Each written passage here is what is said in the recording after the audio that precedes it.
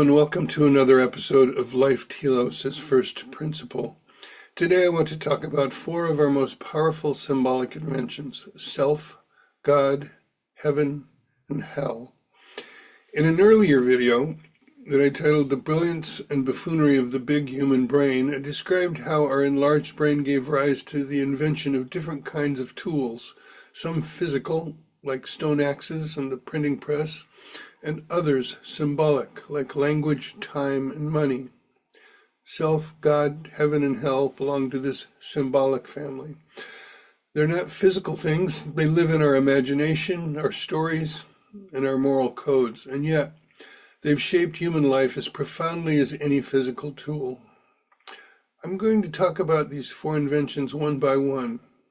Toward the end, I'll ask whether any of them are real or true. For now, I'll explore how each arises from biology and describe its functional benefits and liabilities, how these abstractions serve or sometimes compromise or even harm the flourishing of life. Then later, I'll show how they function together as an interdependent moral system that humans invented as our groups grew too large to be managed by face-to-face accountability. Let's start with the self. Life strives for coherence. Even a single cell has a membrane that holds it together and contains an internal integrated process. Psychologically, the self is our psychological cell wall and internal process, providing subjective continuity and structure that helps us manage the complexity of our experience. Without it, we would feel fragmented, confused, and adrift, without a stable sense of agency. And of course, this is biologically made possible by the evolved structure and function of the human brain.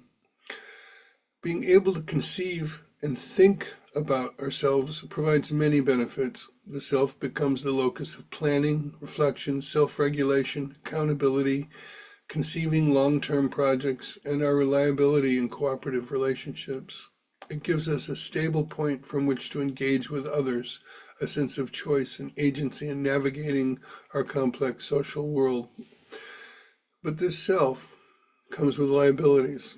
When we reify the self and become preoccupied with its worth and status, we can collapse inward and be overtaken by perfectionism, shame, and the anxious maintenance of a fragile self-image. Most mental health issues involve some degree of a distorted or poorly regulated self. The clearest, most well-known pathology that develops in this way is narcissism, where other people are seen merely as props or rivals. Another liability is that one's demand for individual rights and freedom can float free of shared responsibility. When the pleasure and comfort of the self becomes exclusively prioritized, and the pain, frustration, failure, and loss that is necessary to build resilience is avoided, it veers from its life-serving function. The organizer becomes the idol. When self-esteem and self-care eclipse everything else, life gets small. And what about God? How do we find the root of God in life itself? For social animals, cooperation is essential for survival. For non-human animals, there are implicit pro-social rules and behavior is monitored by the group. Bad behavior is punished and good behavior is rewarded directly. For humans, our large brain and corresponding capacity for abstract thought is believed to be an evolutionary adaptation to life in larger and more complex social groups. It's called the social brain hypothesis. Once we could think abstractly, we were able to come up with ideas that could bind our moral worlds together and establish shared sets of rules about how to function as a viable social group. And God became that incorruptible authority, the imagined witness who provided meaning, morality, and the basis for a shared social order. With the dawning of a self-consciousness that could ponder its own fragility and mortality, it became psychologically and emotionally stabilizing to conceive of an all-knowing, all-powerful entity that could be appealed to for provision and protection, for the sake of both the individual and the group. Also, when that entity was the infallible authority for shared moral codes, this served the coordination of group behavior. Later, I'll talk about what made it useful, if not necessary, for humans to invent a moral God. Gods weren't always moral. In short, God serves life by requiring that we collectively serve God. So what could go wrong with God? The same symbol that provides reassurance and binds us to pro-social behavior can give license for domination by self-interested elites. Religious rules can serve power rather than wisdom, purity campaigns can outrun compassion, and dissent can be branded as rebellion against the divine. Fanaticism and persecution follow. We can also outsource responsibility to miracles, believing God will fix it, instead of repairing what we can. In this way, the sacred is invoked, but it no longer serves life. Now let's consider heaven. Biology motivates behavior through nervous systems that register pain and pleasure, hunger, satiation, tension, relief, excitement, and fear. Abstraction became a new way to harness motivation. Heaven became the ultimate reward, the symbolic extension of life's motivational system, eternal pleasurable reward after sacrifice, peace after turmoil, reunion after loss. The value of heaven is that it transformed the biological pleasure-reward system into an abstract moral reward system. By promising eternal joy, belonging, and peace to those who live rightly, it links virtue with desire. It teaches that generosity, restraint, and compassion lead not only to social approval, but to ultimate fulfillment. In this way, heaven extends the logic of the brain's dopamine economy, moving it from the immediate rewards of appetite to the delayed rewards of moral alignment. It motivates people to endure sacrifice, resist temptation, and act for the good of others, trusting that goodness itself will be rewarded, if not here and now, then beyond. So what could go wrong with heaven? What's its liability? It can also devalue earthly life. Pie in the sky tomorrow becomes an excuse for passivity today. Earth is treated as disposable, justice postponed to the next world. Bodies, sex, and nature get labeled lesser or debased, so stewardship withers. At its worst, the promise of heaven can be the reward for religious tribalism that asks for martyrs willing to kill the heretics. And sometimes eternal bliss can even sound like eternal anesthesia, an escape from life's necessary tensions. My own skepticism about heaven goes back to high school, when I wrote a song titled, "I Don't Care for Dying." The refrain went like this, and I won't sing it, I'll just read you the lyrics.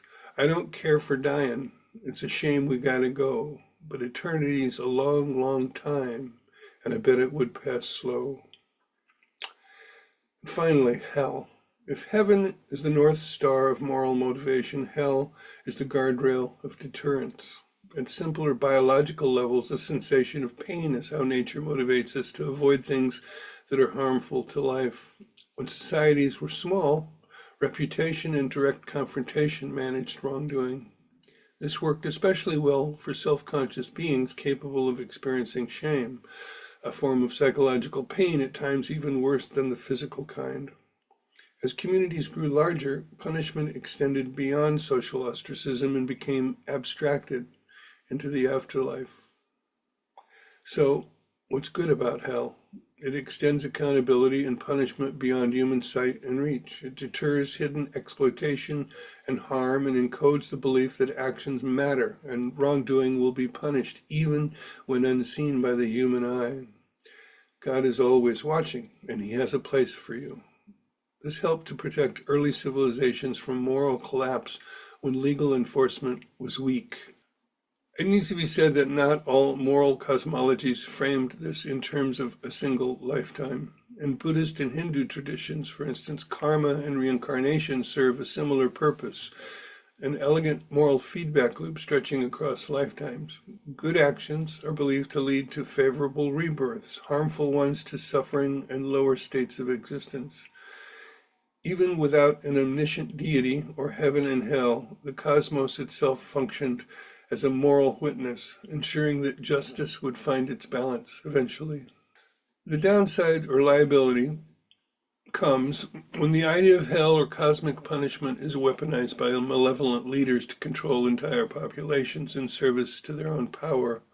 Then hell becomes misaligned with a life-serving telos. Beyond this, fear of punishment by an external authority may coerce obedience, but it does not cultivate an internal conscience built on empathy and care for others. This turns out to be a far more effective way to cultivate pro-social behavior. There's plenty of science to back this up, but I'm not going to go into it here. Let me just say that research in developmental psychology, neuroscience, and behavioral economics consistently show that empathy-based conscience sustains cooperation more reliably than fear-based control. Now that we've seen each abstraction on its own terms, let's look further into how they co-evolved as one emergent moral architecture, a symbolic ecosystem for keeping cooperation alive at scale. With the emergence of self-consciousness came a new kind of agency, an ability to act on our instincts rather than simply through them. Choice introduced complexity. We could now imagine different futures and had to decide among them. This self-aware mind also recognized its own fragility and mortality. These new forms of awareness demanded new symbolic tools to organize behavior and emotion. The first was God, an abstraction that mirrored social authority and offered coherence, guidance, and moral gravity when instinct alone no longer sufficed. Earlier life regulated itself through pleasure and pain. Social animals extended that through status, approval, and punishment. Humans, capable of abstraction, required abstract motivators, inner feelings of shame and pride, and finally, the symbolic motivating horizons of heaven and hell. In this sense, the self is the seed from which God, heaven, and hell grew. Each answered new problems that emerged with the self. They are co-evolved reflections of a single transformation, life learning to guide itself by abstract systems rather than by instincts. Together, they form an internalized social immune system, deterring what would corrode trust and rewarding what sustains it. In small groups, morality worked through direct observation and reputation. Before agriculture and cities, people lived in small tribal groups where reputation and direct consequences maintained order. Everyone knew everyone, and social life was self-regulating. But as populations expanded into agrarian chiefdoms and early city-states, strangers outnumbered kin, and behavior could no longer be easily monitored. To solve this problem, heaven and hell became symbolic extensions of reward and punishment, new tools for motivating good behavior. In other words, as we outgrew the village gaze, we created a cosmic gaze. Moralistic gods did not emerge until this time. This wasn't mere silly superstition, but an ingenious adaptation, the invention of an abstract moral surveillance system that kept large societies cohesive when trust could no longer rely on face-to-face contact. Thinkers from Durkheim to Noren Zayan have described this shift, the emergence of big gods with the rise of complex agricultural states. But the essence is simple. When we could no longer watch one another, we imagined someone who could. The ancient solution to the problem of trust through divine watchfulness hasn't disappeared. It has simply changed form. As societies outgrew the reach of kinship and direct reputation, we imagined an omniscient God to see what no one else could. Today, we no longer imagine it. We've built it. Digital IDs, facial recognition, and algorithmic monitoring now provide a new kind of cosmic gaze. The religious panopticon works through belief. The digital panopticon works through data. Both emerged to serve the same adaptive function, maintaining social order when direct observation became impossible. But they differ profoundly in how they shaped the human psyche. The divine gaze was personal. Even when inspired by fear, it implied a relationship with someone, a moral presence who could judge, forgive, reward, and love. The believer internalized that presence, developing conscience through identification. What would God think of me? Over time, this imagined relationship invited empathy, humility, and long-term moral reflection.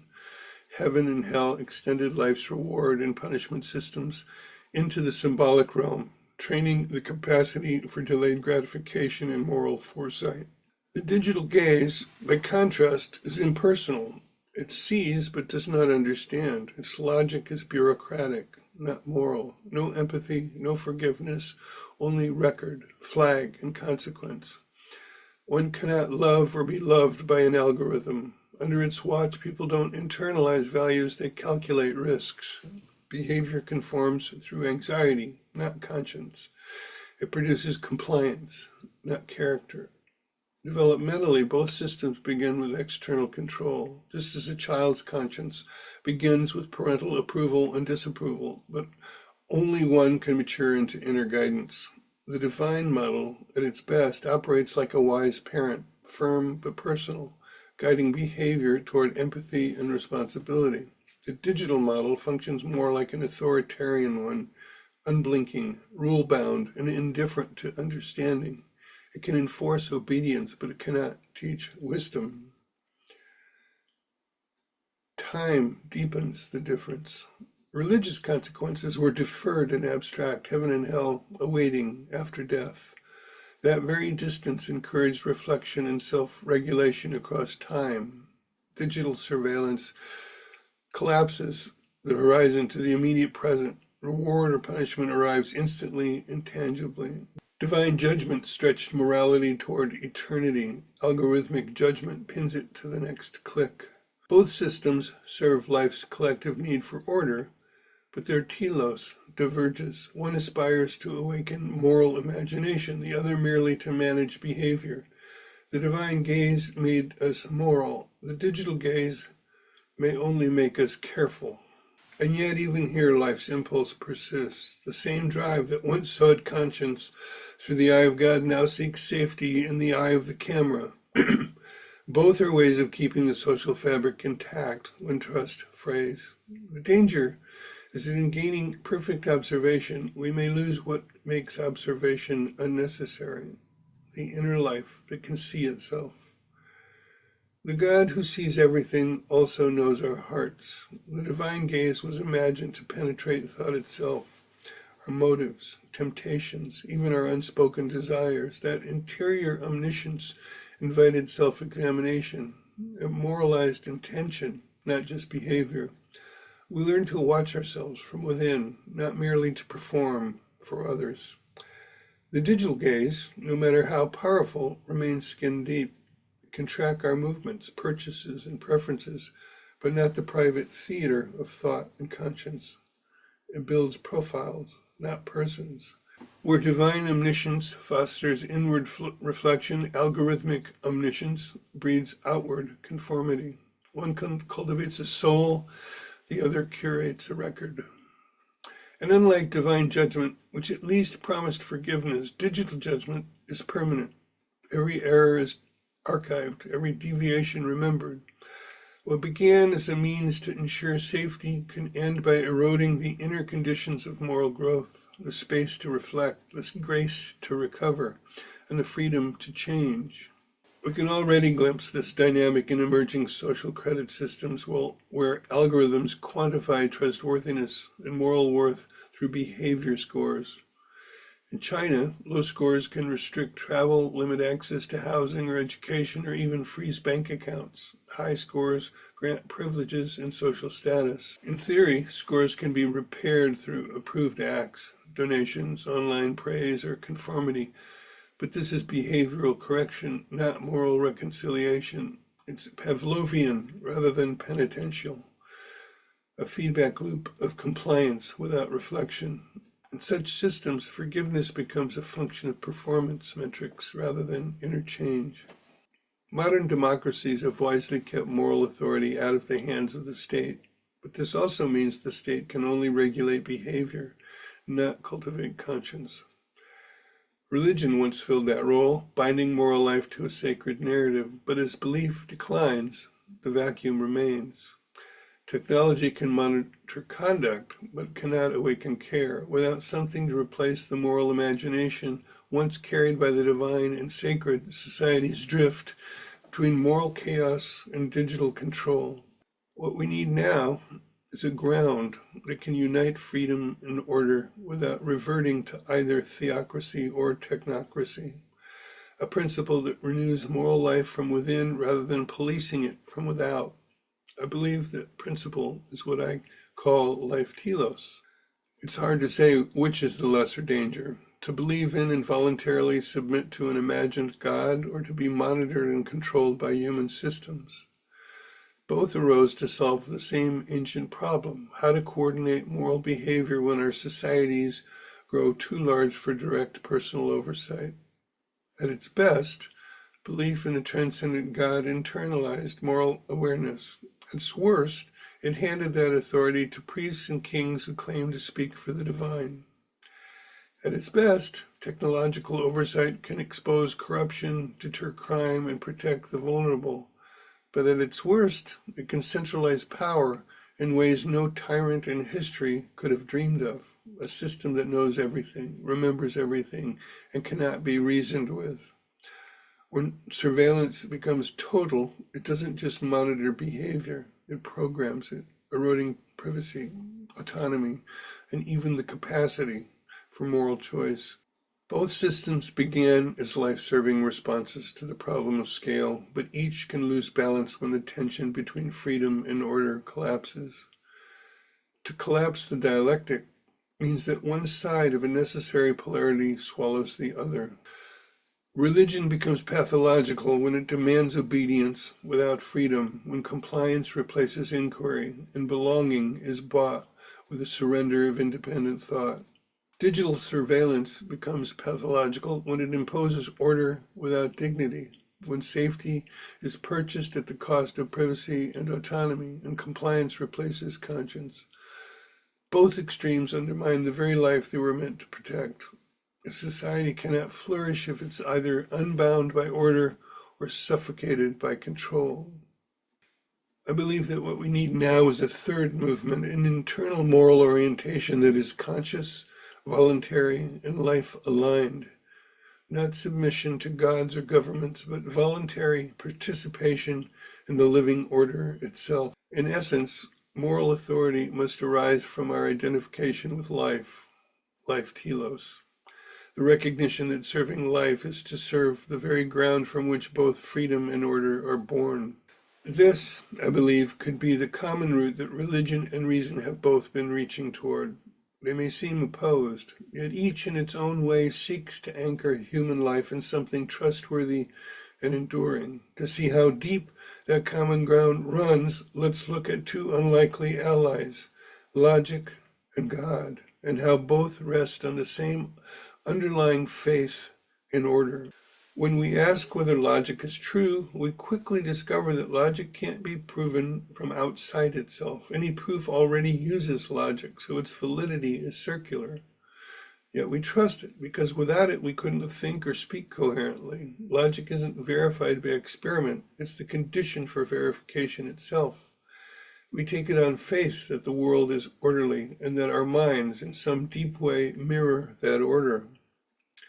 Belief in God rests on a parallel intuition. It begins not as superstition, but as a similar act of trust, that the world is not only intelligible, but morally intelligible.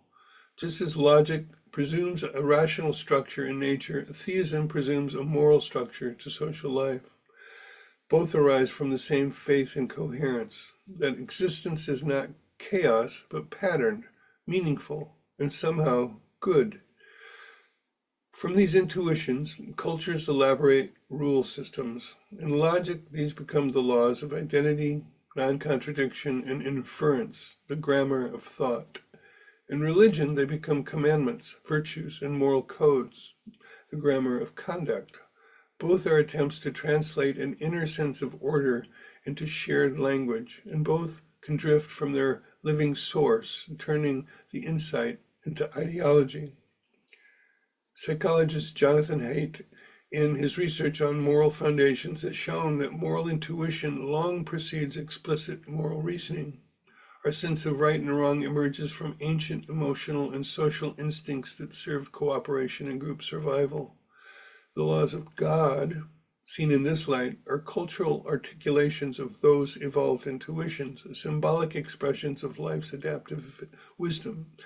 They aren't arbitrary decrees, but reflections, however distorted sometimes, of a deep biological attunement to what sustains life. So, logic and theism are two expressions of the same human impulse to orient ourselves within an ordered reality. One seeks coherence in the world of thought, the other seeks harmony in the world of action. Both began as acts of trust in life's intelligibility, and both, at their best, remind us that to live well is to live in alignment with that order. If you're interested in a deeper exploration of reason and religion, please join me for my next video. I have more to say about this. If the moral systems of the past and present, religious or secular, were attempts to regulate behavior from outside the self, the task now is to recover that function from within the living process itself. The first step is to subordinate our abstractions to the needs and parameters of life, rather than treating life as raw material for our abstractions. The self is a good place to begin, as it is that internal place. Perhaps what is needed is an evolution toward a transpersonal self, one that transcends but includes the ordinary ego and its functions. The ego wouldn't be abolished, it would be repositioned as a local expression of a larger field of life. It is an identification with life itself and not just our own finite expression of it. An apt metaphor I've heard is that it's like being a wave on the ocean, a uniquely separate self, but recognizing our continuity with the ocean of life. From that expanded identification, self-sacrifice, and even death no longer means annihilation. It means serving the greater self, the living system of which our personal lives are but one expression. From the ego's perspective, this looks like self-negation, as does death. From the transpersonal perspective, it is self-transcendence and expansion. The small self yields to the larger pattern that sustains it, as a cell yields to the body. When this shift happens, motivation becomes internal. Heaven and hell cease to be imagined destinations in some distant future. They become immediately felt states of alignment or misalignment with Life Telos. When we live in tune with life, its creativity, reciprocity, and renewal, we experience something like heaven. Vitality, belonging, meaning, and joy. When we turn against it through exploitation, alienation, or indifference, we experience hell, contraction, disconnection, anxiety, depression, and even madness. In a world where transpersonal experience is the norm, we still hold shared ideas about what alignment looks like, but their authority would be self-evident rather than imposed, validated by lived experience, not by decree of God or state. Moral truth would become something we recognize, not something we merely obey.